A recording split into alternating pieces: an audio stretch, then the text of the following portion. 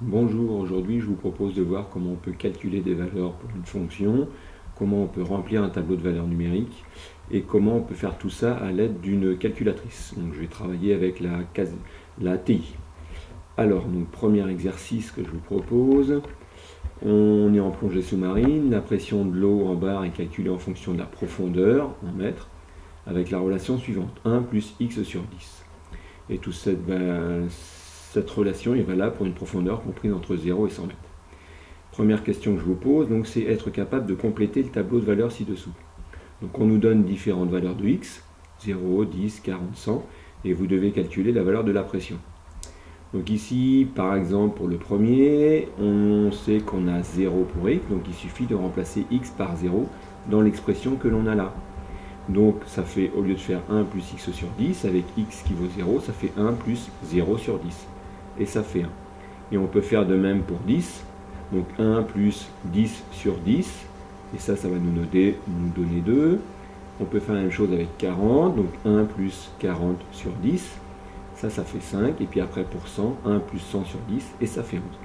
Et voilà, vous avez été capable de calculer différentes valeurs de la pression en fonction de la profondeur. Deuxième exemple que je vous propose. On connaît un temps d'attente à la caisse en fonction du nombre d'articles. La relation c'est la suivante, c'est 0,6 fois racine de x. Comment je veux faire si je sais que x vaut 1, 9, 16 ou 49? Il suffit de remplacer x par les différentes valeurs proposées pour pouvoir calculer le temps d'attente. Donc si je remplace par 1, ça fait 0,6 fois racine de 1. On obtient 0,6. Et vous pouvez faire de même avec 9, 16 et 49. Et je vous laisserai vérifier, et normalement vous obtenez les valeurs proposées, c'est-à-dire 0,6, 1,8, 2,4 et 4,2. Ça c'était deux exercices tout simples où on devait juste remplacer x par leur valeur proposée. Je vais vous proposer un troisième exercice où là on va être capable de calculer des hauteurs d'eau. On va voir comment on peut faire par le calcul et comment on peut faire ça aussi à l'aide de la calculatrice. Donc je connais, moi, on sait qu'entre 10h et 11h, la hauteur d'eau dans un port en fonction de l'heure de la journée peut être donnée par la relation moins 0,125 x carré plus 3,5x moins 22. Donc moi ce que je veux c'est calculer, je vais mettre le x en italique, ce sera mieux. Je veux calculer moi la hauteur d'eau pour 10h, 13h, 15h et 18h. Donc comment faire pour 10h? Donc il suffit de remplacer x par 10 dans cette expression. Donc ça fait moins 0,125 fois 10 au carré, plus 3,5 fois 10, moins 22. Et on obtient 0,5. Si vous faites la même chose en remplaçant x par 13, vous obtenez 2,375. X par 15, vous obtenez 1,375. Et x par 18, vous obtenez 0,5. Alors comment on aurait pu faire ça en utilisant une des fonctionnalités de la calculatrice? Donc, je vais vous proposer de le voir avec la TI. Donc je prends ma calculatrice. Donc moi je connais ma hauteur d'eau qui est ici, donc je vais rentrer cette relation dans la calculatrice.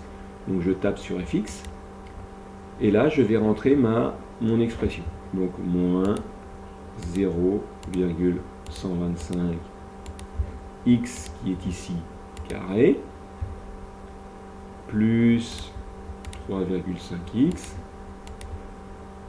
moins 22. Voilà, j'ai noté la fonction dans la calculatrice. Alors moi je suis obligé de faire un paramétrage ici, je vérifie, non c'est correct. Une fois que j'ai noté ma fonction qui est là, moi ce que je veux c'est calculer cette fonction pour différentes valeurs de x. Donc il suffit de faire seconde graphe, et là j'ai un tableau de valeurs qui me sera proposé. Je rentre les valeurs qui m'intéressent, moi je voulais pour 10, 13, 15 et 18, donc je mets 10, entrée, et je vois apparaître le résultat, 0,5. Si après je veux pour 13, 13 entrée, et je trouve bien 2,375 comme on avait trouvé précédemment. Après je fais pour 17, j'obtiens bien 1,375, et après je fais pour 18, et on obtient 0,5. On verra aussi qu'il est possible de représenter après graphiquement la fonction. Donc ce qui est important pour vous, c'est d'être capable de calculer une valeur de la hauteur d'eau en fonction de x, donc être capable de remplacer x par la valeur qui nous intéresse et de calculer. Et on voit que des fois ça peut être un petit peu lourd quand on a plusieurs valeurs à calculer, donc on peut utiliser éventuellement la calculatrice pour le faire. Voilà, en espérant que tout ça vous a aidé.